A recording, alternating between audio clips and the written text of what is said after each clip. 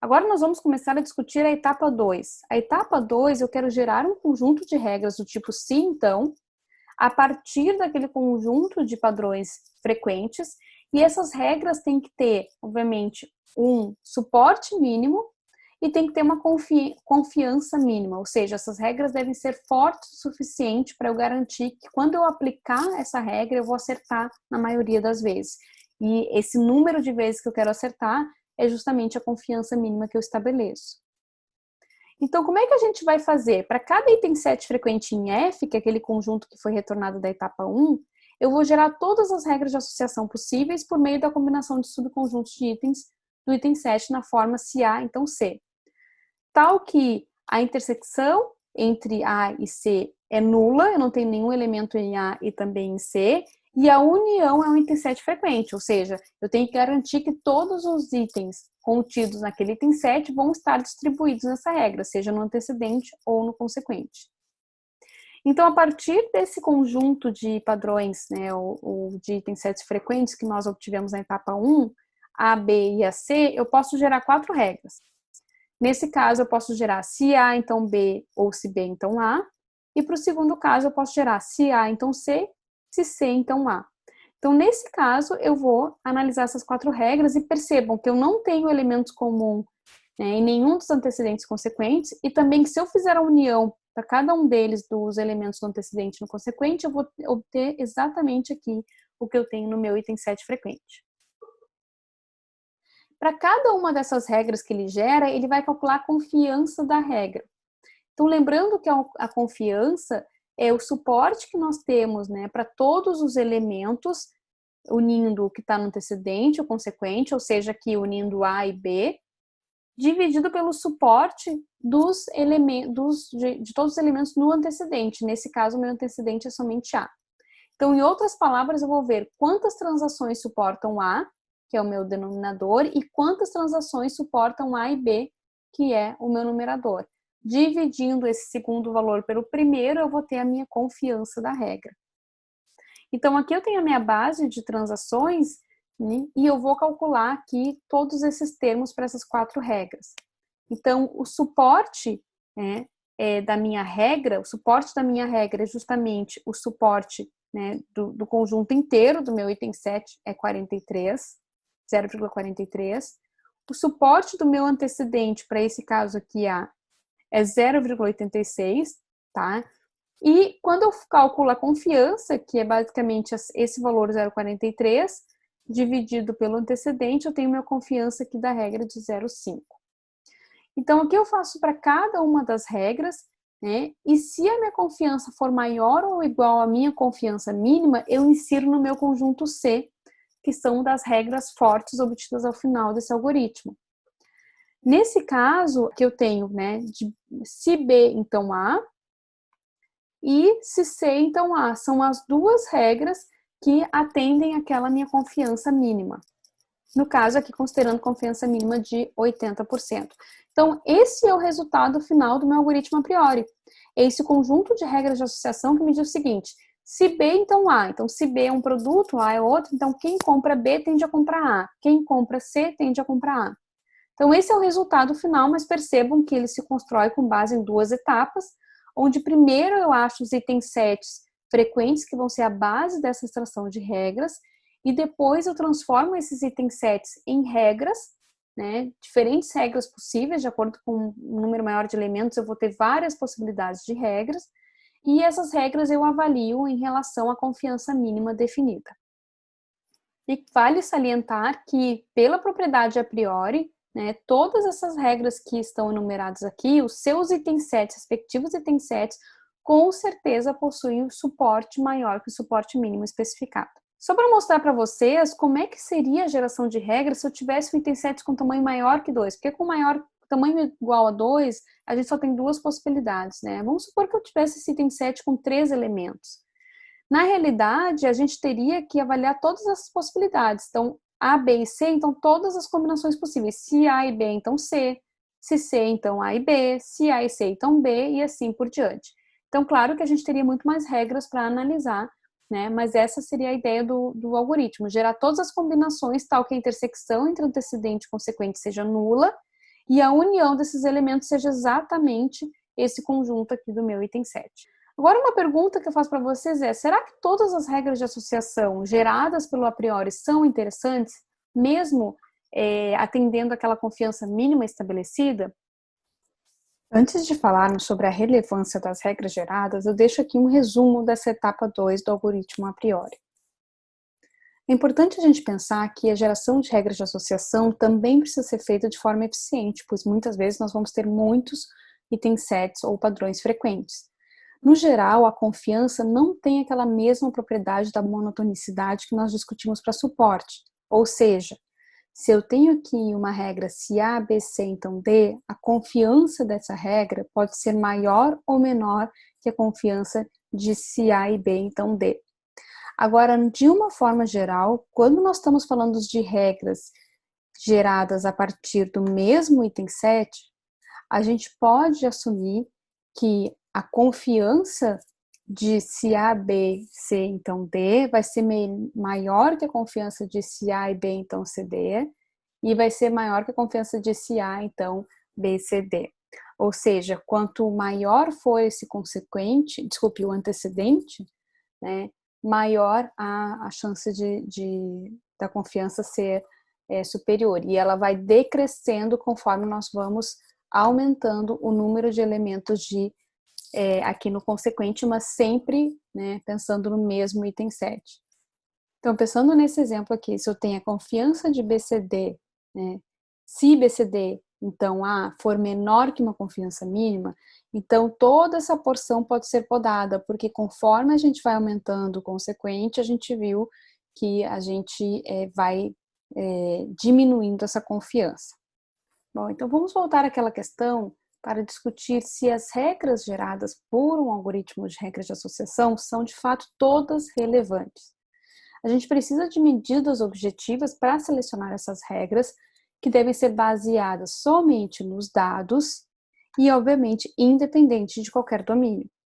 De uma forma geral, os princípios básicos dessas medidas são os seguintes: todos os padrões que ocorrem aleatoriamente não são relevantes, a gente quer aqueles que são de fato significativos dentro do domínio, e o interesse de uma medida deverá ser tão maior quanto for a sua significância estatística.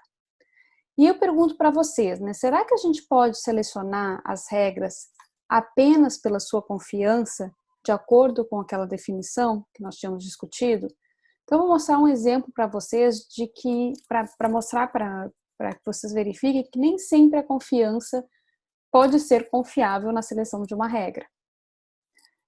Vamos pensar o seguinte: eu tenho uma pesquisa com 1.000 pessoas a respeito do consumo de chá e café. Então, eu tenho aqui os valores resultantes dessa pesquisa. Então, uma pesquisa que verificou se as pessoas tomavam café e tomavam chá. Então, tinha aquelas pessoas que tomavam ambos, café e chá, aquelas pessoas que não tomavam café, mas tomavam chá, e depois tinha todas aquelas pessoas que não tomavam chá, mas tomavam café ou então não tomava café. Então, a gente pode perceber que na coluna a gente tinha 800 pessoas que tomavam café e 200 pessoas que não tomavam café. Além disso, em relação a chá, nós tínhamos 200 pessoas que tomavam chá e 800 pessoas que não tomavam chá. Vamos supor a avaliação da seguinte regra, né? Se chá, então café, ou seja, se a pessoa toma chá, então ela vai tomar café. Vamos nos basear nessa contagem que nós temos aqui, né, para o caso geral, né, e também para as intersecções. Qual é o suporte dessa regra? Então, o suporte dessa regra, a gente vai ver que basicamente é o número de pessoas que tomam chá e café, porque é o suporte do meu item 7. Então, aqui, quem são as pessoas que tomam chá e café? Aqui eu tenho 150. Então, eu tenho 150 dividido por 1.000. Então, 0,15 é o suporte. Agora, eu quero saber qual é a confiança dessa regra. Então, lembre que a confiança é o suporte, né, da intersecção, da união entre o antecedente e o consequente, dividido pelo suporte do antecedente. Então, o suporte da minha união, justamente, é o suporte da própria regra, certo? E aqui, o suporte do meu antecedente é justamente o total de pessoas, aqui, chá, certo?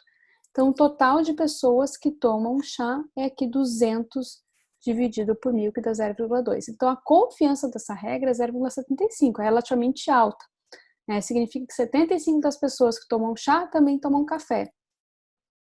Mas qual é o problema desse caso, né? Por que essa regra não é tão confiável? Porque percebam que o fato, né, a resposta tomar café, então uma resposta positiva para tomar café, ela tem uma prevalência muito grande nos meus dados, certo? A gente pode ver que 80% das pessoas tomam café. Então, como o café ele já é muito frequente nos meus dados, eu tenho muitas pessoas que tomam café, o que acontece é que essa regra ela é enganadora, porque eu já tenho uma proporção, uma chance muito grande de tomar café, independente da pessoa tomar chá.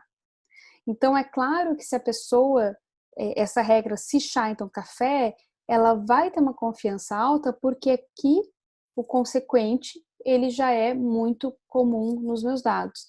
Então, a gente percebe que a confiança não pondera a frequência do consequente, só do antecedente. Então, a confiança possui uma limitação muito importante. Apenas essa medida pode causar uma interpretação equivocada da relevância de uma regra de associação, porque ela leva em consideração o quão popular o antecedente é, que é justamente a ideia do chá, né? E sem levar em conta o suporte do consequente ser nos dados. Nos casos em que o consequente tem um suporte muito alto, que era justamente aquele exemplo do café, a confiança não analisa esse tipo de informação, entretanto, a gente pode imaginar que um consequente mais frequente vai fazer com que aquela confiança seja mais alta, sem necessariamente ser relevante. Então, uma das coisas que a gente pode assumir é que para saber se uma regra é relevante, eu tenho que considerar qual é a popularidade de todos os itens constituintes da regra, não só do antecedente.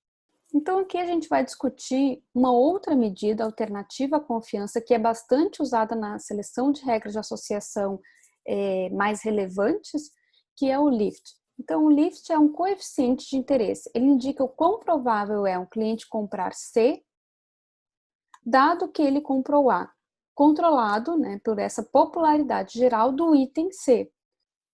E ele reflete essa noção estatística de independência entre duas variáveis aleatórias. Então, como é que eu calculo esse lift? A gente vai analisar o suporte da regra, né, e o suporte com base nos dados T. Esse suporte com base nos dados T, ele analisa justamente as duas componentes da minha regra, o antecedente e o consequente. Então, o lift eu faço o suporte do item 7 completo, e eu divido pelo suporte do meu antecedente versus o meu consequente. Então, vamos supor que eu quero calcular o lift dessa regra, se maçã, então cerveja. Então, como é que eu faço isso? Eu calculo o suporte do item 7, maçã e cerveja. Então, todos os itens em que eu tenho maçã e cerveja, tá? Aqui eu tenho 3.